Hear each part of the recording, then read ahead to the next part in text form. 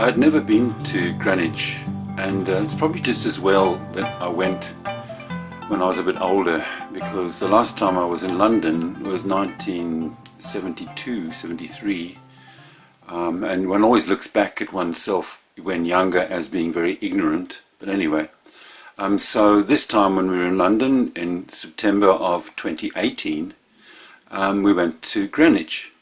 And before I went to Greenwich, I had this idea of this this sort of like a Venice right on the water's edge with steps and columns and the meridian and everything, and it's nothing like that, of course.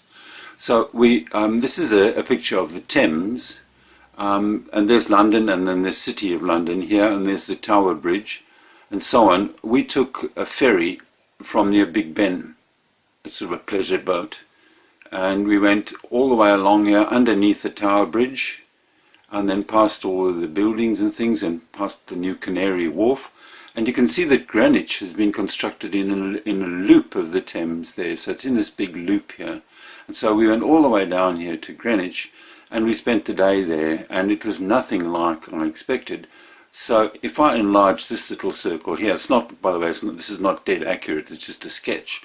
You can come down here and see that actually it's quite spread out. And I expected more to be on the water's edge, but it's not much of it is actually on the water's edge. You land on the ferry wharf somewhere here and just climb off. And this is the Cutty Sark, where they've kept it. And you saw a model of the Cutty Sark when I was in Dumbarton. So the Cutty Sark's there, and we didn't get onto it. This is the Royal Naval College, and Greenwich University is around about here. And this is called the Queen's House, quite a nice sort of building. And here is the National Maritime Museum, and this green here is a hill. It's a big parkland here. This is a hill, and the top of the hill, you have to walk up quite a steep path to get to the top of the hill. And on the top of the hill is the the Royal Observatory, which is basically looking at the sky and the stars. And then there's the Greenwich Meridian, and this being the top of the hill, they had the red ball drop, so all of the shipping that was out in the Thames, and quite far away, because this is a promontory, this ball would go up and it would drop at midday, so everybody could set their watches in those days by the ball drop from the top of the Greenwich Observatory. So we actually went, we arrived, and we actually made our way up to the observatory straight away up this steep walk, and very few people there. We were so fortunate that we were able to go through the observatory and see the meridian and see the ball drop, all without much of a crowd. And in this museum area here is where they keep the 4 Harrison clocks, and Harrison was the person who actually finally made a clock which was so accurate that you could take it on the ship around the world and it wouldn't lose any time, so you'd always know what the time was in Greenwich, and then you could work out from noon where you were in terms of the longitude. And there's an amazing movie called Longitude, all about Harrison's struggle, and I'll show you the pictures of the 4 clocks that he made. And then with my obsession with the Patrick O'Brian nautical novels, we zipped down to the National Maritime Museum, where there's a lot of Napoleon stuff and Nelson stuff, as well as an image of Napoleon and Napoleonic War stuff. We looked at the Queen's House, and then we got on the ferry and we left. We didn't go to the Cutty Sark. We didn't pay much attention to this. So, and by the way, there's a little village here. It's Greenwich. Okay, so there's people live here in the suburbs, and so we saw the observatory, the Harrison clocks, the meridian. Then the National Maritime Museum, where I took a lot of pictures of all naval stuff, Napoleonic War stuff. Quick look at the Queen's Wharf, or Queen's House, and then got on the ferry and went back to London, all the way along the Thames and got off there. So these are the images I took when I was there. Today's Tuesday the 17th. We're on the ferry to Greenwich. And that's a pretty nice view of Big Ben under renovation or restoration. And all you can see sticking out from the scaffold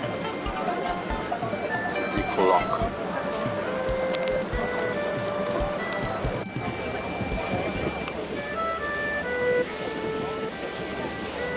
Bit of a sweep along the Thames. We're on the south bank on the ferry.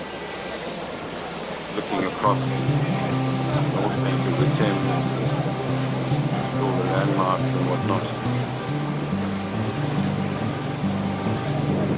I'm sure a lot of people know every building here. So it has done more sea miles than the original. So you can see that the Gherkin is dwarfed by all the new buildings going up around it. On a sailing ship during Crazy buildings.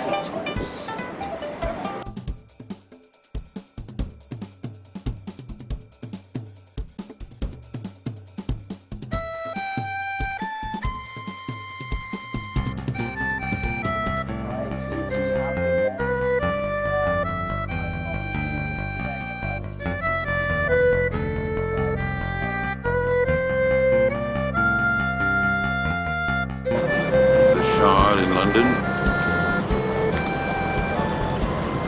tallest building in Europe for now, and you can go to the top. There's an observation deck apparently at the right at the top if you're interested. My question about the Shard is why?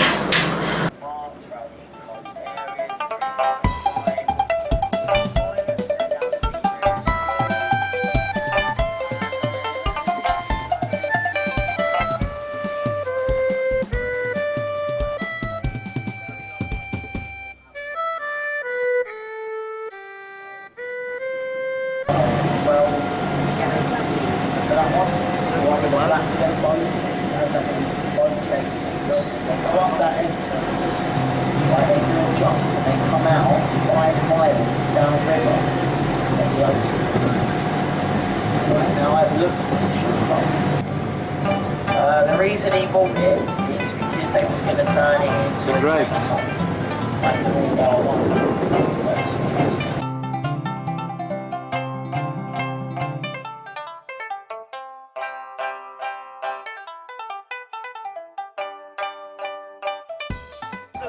So it's Monday the 17th of September and I'm up at the observatory at Greenwich and I'm looking over the Maritime Museum and the Greenwich buildings below. And there's some lovely like open parks around, but you can see the background there are skyscrapers, and over there is the Millennium Dome.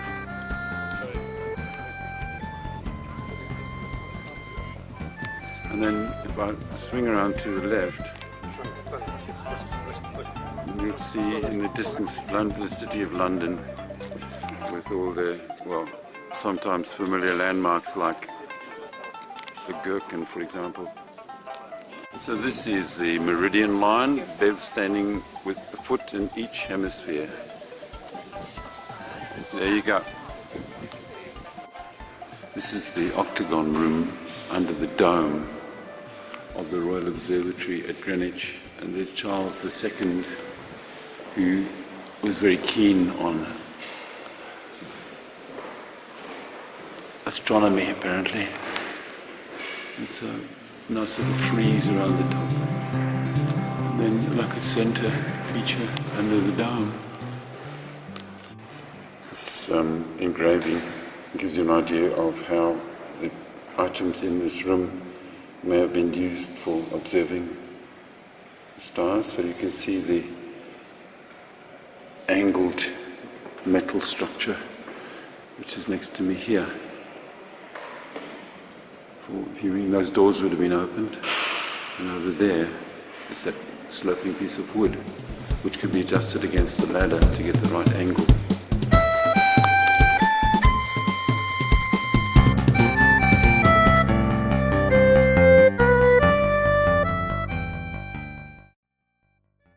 Rocking of a ship on the ship's pendulum. Listen to the ticks as the ship rocks.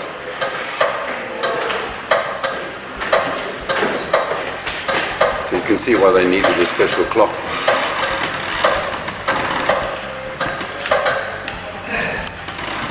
So this is the Harrison clock mechanism, and he believed that having two rocking arms, one would cancel the other one out in terms of the rolling of the ship. And that proved to be correct. There was a reconstruction of his clock mechanisms in 1974, which proved to be the most accurate mechanical clock ever made.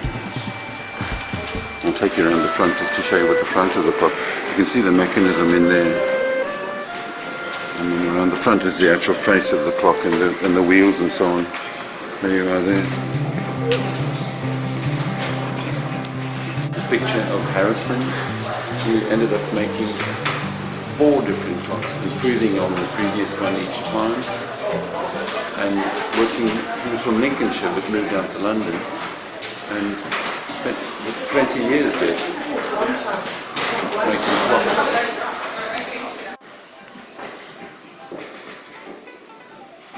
This is the mechanism of clock 4 of Harrison's, surprisingly small. The outer case has been taken away to another museum for display purposes, they say there. That's what the outer case would have looked like. But surprisingly small, really. This is well, I don't know, famous. I'd never heard of it before I came here. But it's the ball that drops at 1 o'clock, so it goes up to the top of the steeple.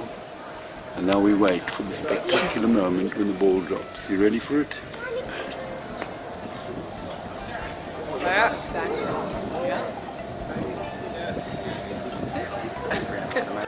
This is actually the main telescope in the observatory at Greenwich. The result of obviously later, much more technologically smart developments with the dome, which can open, and presumably the telescope, which is there hanging down vertically in the middle, which can be tilted and swiveled to any particular part of the sky. I'm up near on the main telescope dome, and there's the small dome over the octagon room and the time ball at the bottom, and then in the distance London.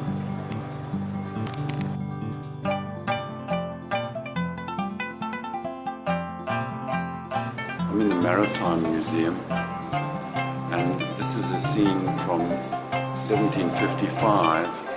On the left, the Cambridge is being launched, and on the right is the Royal George ships. Nelson's ship, the Victory.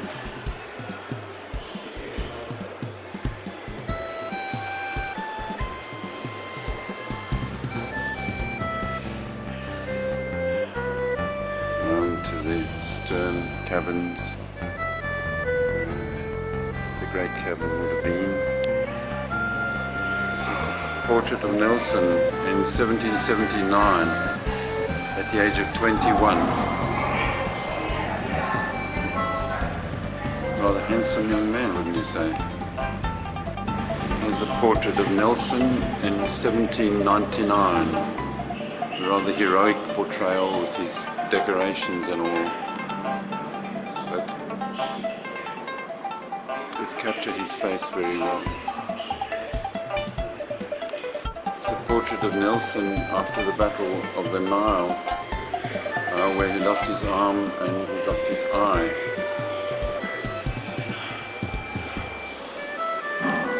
It's Nelson, a painting showing the deck at the Battle of Trafalgar, with the fighting up on deck, and there's Nelson has fallen to the ground, having been wounded.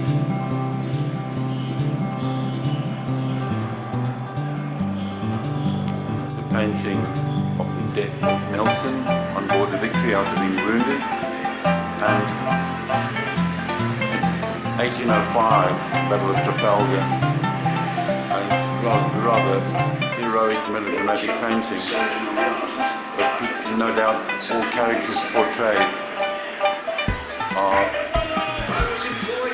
real.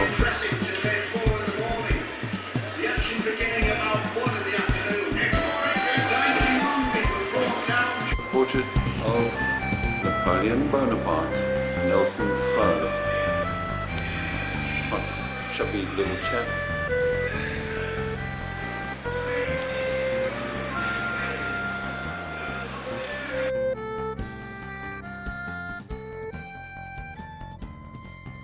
This is the chapel within the Greenwich complex.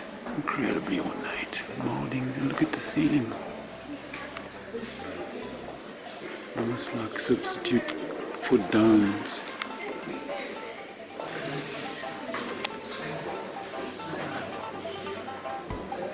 Apostles up there, St. Philip, St. Peter, St. Matthew.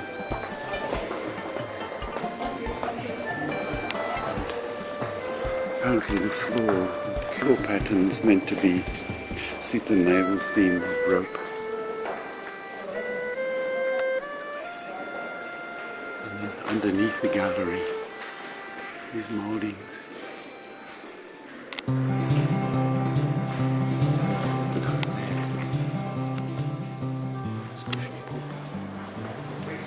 This is I guess this is the Naval College with the colonnades, and then the two buildings set on either side of a central square, like that. And then on the other side colonnades again with the sun rather bad. There exists the filthiest, the strangest, the most extraordinary of the many Under the localities Tower Bridge. that are hidden in London. And you can see some Most modern extraordinary buildings in the background, including the Gherkin, which now is dwarfed by all sorts of other vessels, buildings.